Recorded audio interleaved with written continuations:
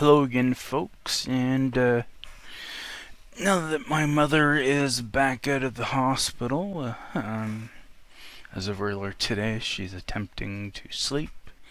It is 2 in the morning, so um, hopefully she fell back to sleep with me putting some of the air conditioning on. That said, thank you everybody again for the well wishes and thoughts and prayers and so forth to her recovering. She's doing a lot better than what she was, and she's going to attempt to lose some more weight and such to hopefully maybe get the gallbladder actually removed in the future when she can lose. And they told her that it needed about 100.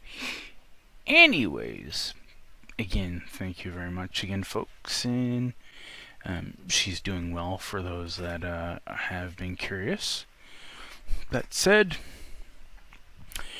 the Harley Benton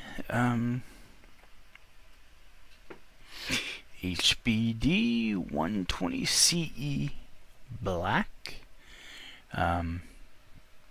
Earlier tonight I have, and I would say now officially done my first fret leveling.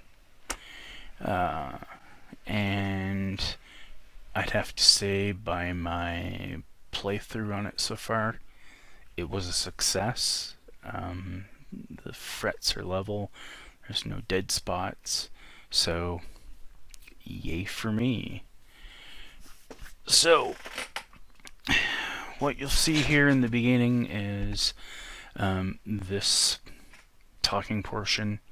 I then have a before and after, I think it's 2 minutes of video before going up and down the fretboard, showing the previous, how it previously was and how it was after the fact. So,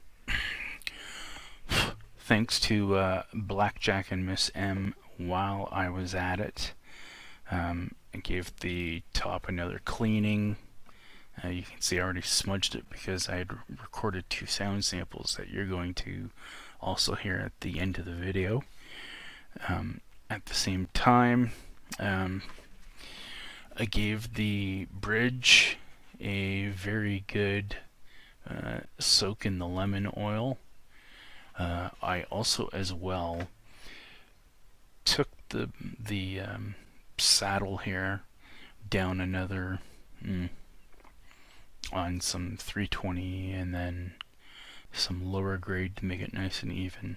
It's kind of helped with the tilting thing, but again, it's as Randy suggested, I either need to get a larger bridge saddle or shim it in place, but as it is right now, it does stay in tune. Again, thanks to Blackjack and M for the Dunlop stuff. I have been able to and give the top another cleaning, and also at the same time, if you remember my original unboxing video, these strings were like grimy black. So what I did was I actually took the string cleaner, I put it on a fine grained Scotch-Brite pad, kept the strings attached at the headstock, and just took the Scotch-Brite pad with the string cleaner and just ran it up and down the strings. And to look at the strings, you'd almost swear it was a brand new set of strings on here. Same thing with the frets. The frets actually look all nice and shiny. They definitely no longer, when you bend a string, there's no longer a big nasty grinding that was going on. I can do that now, whereas I couldn't before.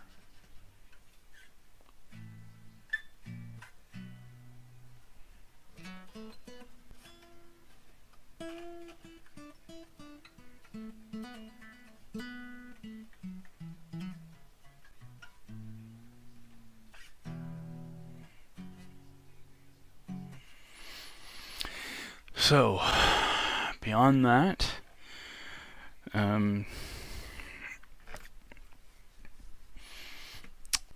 more general observations since I've had this now a month. Ooh, there is a sharp imperfection here. This is about the time that any of the imperfections come out. Again, my initial notice was the crack on the binding here. Further inspection now, there is again bubbling here in the finish. There is a slight there's a slight mark around here somewhere. The binding along the neck has shown a little bit of cracking around this point here. I'm not sure if I can show it well. So right around the 12th fret, there's a little bit of cracking going on there. But beyond that, fretboard has some little pitted marks, and there is it on this side? And that's how hard it is with the black to actually see the yeah, over the 6 tuner here there is a slight bit of a bubble there, but again, with this being a black guitar and with this being at the price point it is, it's a playable guitar, and as a lot of you have said, it sounds good, and I agree. The electronics in itself are worth even what you pay for the damn thing, and especially for you folks in Europe that probably can have cheaper shipping, and the folks in the US with the good American dollar to buy stuff. This guitar at this acoustic at an $80 price point is insane, and I mean, you can tell on the inside that you know, there's the box. You can see the box in there. I'm actually surprised at how much this light is actually able to pick up inside the cavity more here. But on closer inspection, you can see that, you know, it is as it says. It's mahogany, or the Asian mahogany. Asian mahogany variation that is on the back and sides of the guitar. It is, you know, in all intents and purposes, what you could probably get for, you know, would be what you'd be buying in the $149 to $250 range for an Epiphone. The only other thing that I could probably comment on is the tuners they feel solid, but when I was just checking them, when I had the strings detached from the bridge, the posts are a little shaky, but there seems to be some tuning stability. That said, if you threw on a nicer set of string tuners on it, probably wouldn't hurt it one bit at all. Anyways, this is taking too long, this part, so people are already going to be like, wring my neck kind of thing. So anyways, to conclude this, so again, my first official true fret leveling and fret job with my beam, now that it actually has 120 and 320. In regards to the actual fret job itself on the acoustic, it was again 320, and I used a blue marker. Yes, a blue marker instead of a black marker, which seemed to work out fine. fret leveling with 320 until it looked like everything was nice and even. I used the fret bone 400 to crown the frets. I then, at the same time while the tape was still on, I took some 1500 grit around the fret bone, and I just went over top of the frets very, very lightly, or with just a light enough pressure just to kind of give it a little bit more. And then I took some of my Meguiar's finishing compound or rubbing compound, and I gave it did it a little bit by hand over each fret as well. Then after that I did the Old English lemon oil on the fretboard and the bridge. And that's pretty much it for the fret job, and the frets look and feel a hell of a lot better than what the guitar felt like when it came in. And with using the string cleaner, that again, thank you Blackjack and M for, in cleaning the strings off, it seems like the strings not only look brand new, but they seem to have a teeny bit more life. And hopefully, if people have previously heard what I've played in the 2 samples that I'll be including at the end of the video, you should be able to hear a slight difference in the recordings. So with that said, good night, good morning, good afternoon, wherever you are, folks. Hope you enjoyed the video, and again, thank you for everything, thank you for watching, and again, have a good day, evening, night, and I'll catch you later. Bye for now. So I am going to attempt to show you, before I do the fret level on this, how bad the actual frets were on this for, as I was mentioning, and as a couple other numerous people have said about how the frets are on here. Again,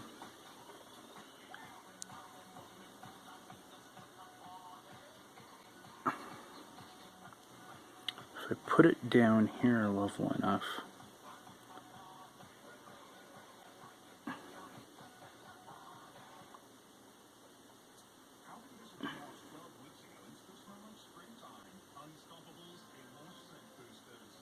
you can see how bad the ridges are on some of these frets. So I'm going to use my newly equipped fret leveling beam, and I'm just going to do a light job with the 320 grit, just to try to improve this. So hopefully after this is done, the frets will be a lot more smoother. So here we go. Hopefully I don't butcher it too much, but again, this gives you an idea on how like vintage-esque the frets actually are on this.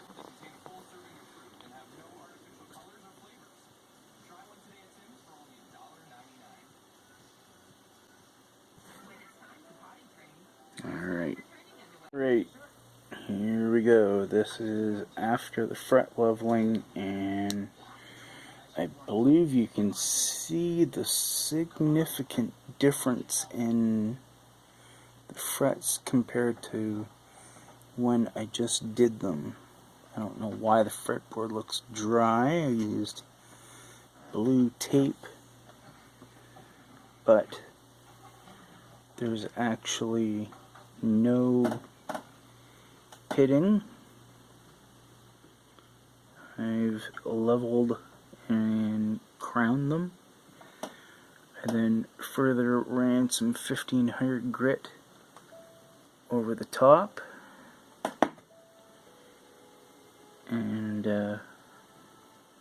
then gave them an additional polish. So you can see here the after results, I am going to give the fretboard, and I also did give the nut here a little additional kind of file as it was a little loose. And since I just took a little bit off, it doesn't wiggle as much now. But you can see, Randy said that you can put, get a bigger nut in there or something, but it definitely seems like it was filed.